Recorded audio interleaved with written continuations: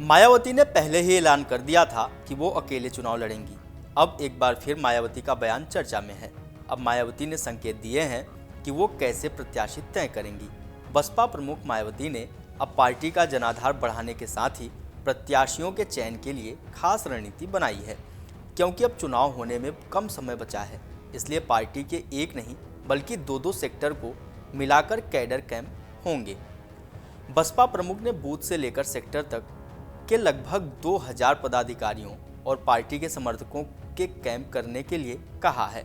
राज्य की 80 लोकसभा सीटों में से हर एक के जातीय समीकरण को ध्यान में रखते हुए 3-3 दावेदारों का पैनल बनाने का निर्देश दिया है, ताकि विपक्ष के प्रत्याशियों का जातीय जनाधार देख पार्टी के प्रत्याशी को तय किया जा सके। इसके अलावा बसपा सुप्रीमो मायावती ने एक बार फिर दोहराया है कि वह अब किसी भी दल से चुनावी गठबंधन या समझौता नहीं करेंगी। उन्होंने कहा है कि बसपा ने जितनी बार दूसरे दलों से गठबंधन किया है उतनी बार धोखा ही खाया है। ऐसे में बसपा को बार बार हार का सामना करना पड़ा है, इसलिए अब किसी भी दल से गठबंधन करना होशियारी भरा कदम नहीं होगा। उन्होंने कहा कि गठबंधन के कड़वे अनुभवों के चलते जहां कार्यकर्ताओं का मनोबल टूटता है, वहीं पार्टी का मिशन भी कमजोर होता है। बसपा सुप्रीमो शनिवार को यहां यानी कि यूपी और उत्तराखंड के पदाधिकारियों के साथ बैठक करके चुनावी तैयारियों की समीक्षा कर रही थीं। पिछली बैठकों में दिए गए निर्देशों के प्रगति रिपोर्ट लेने के बाद उन्होंने कहा कि बसपा सर्व समाज में पार्टी की पकड़ बढ़ाने के साथ ही संगठन को मजबूत करके पार्टी इस बार लोकसभा चुनाव में उतरेगी।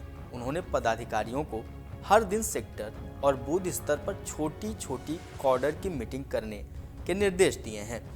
यह मीटिंग प्रत्येक विधानसभा में भी होगा और बैठक में प्रत्येक जातियों को जोड़ने का काम बसपा के पदाधिकारियों और जोनल कोऑर्डिनेशन को करना होगा। उन्होंने कहा कि पार्टी ने अकेले दम पर लोकसभा चुनाव लड़ने का फैसला किया है, इसलिए कार्यकर्ताओं पर ही बेहतर परिणाम लाने की जिम्मेदारी है। मायावती ने कहा कि देश भर में कमर तोड़ महंगाई, गरीबी, बेरोजगारी से करीब 81 करोड़ जनता बेहाल है। मौजूदा सरकार ने इन्हें सरकारी अनाज के भरोसे छोड़ दिया है। इनके स्थायी रोजी रोटी की कोई व्यवस्था नहीं की जा रही।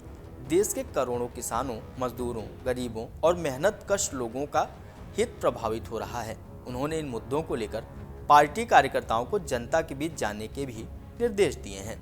बसपा सुप्रीमो ने कहा कि जिस तरह से पहले राजनीति का अपराधीकरण हुआ और इसके बाद अपराध का राजनीतिकरण किया गया, अब उसी तरह धर्म का भी राजनीतिकरण किया जा रहा है। किसी भी दल का नाम लिए बगैर मायावती ने कहा कि वर्तमान में चुनाव फायदा लेने के लिए जिस तरह से धर्म का राजनीतिकरण किया जा रहा है वह ठीक नहीं है। अंत में बसपा प्रमुख ने कहा कि केंद्र और राज्यों में स्थायी और मजबूत सरकारें होनी चाहिए। बाबा साहेब डॉक्टर भीमराव अंबेडकर का मिशन अधूरा बसपा पूरा करेगी नारे के साथ सभी लोग लोकसभा चुनाव की तैयारियों में पूरी तरह से जुट जाएं। मायावती ने 15 जनवरी को विभिन्न राज्यों में उनके मनाए गए जन्मदिन के कार्यक्रमों की समीक्षा करते हुए कहा कि उस दिन उन्होंने जो कहा था उसे सभी तक पहुंचाएं। आपको बता दें कि मायावती ने रणनीति के तहत अपनी अलग राहें चुन ली, पर अब देखना है कि लोकसभा चुनाव के बाद मायावती गेम चेंजर होती हैं या फिर उनको ये दांव भी उल्टा पड़ता हुआ नजर आएगा। अगर आप ये वीडियो YouTube पर देख रहे हैं तो हमारे चैनल को सब्सक्राइब करें और बेल आइकन को दबाना ना भूलें। अगर आप Facebook पर ये वीडियो देख रहे हैं तो हमारे पेज को लाइक करें।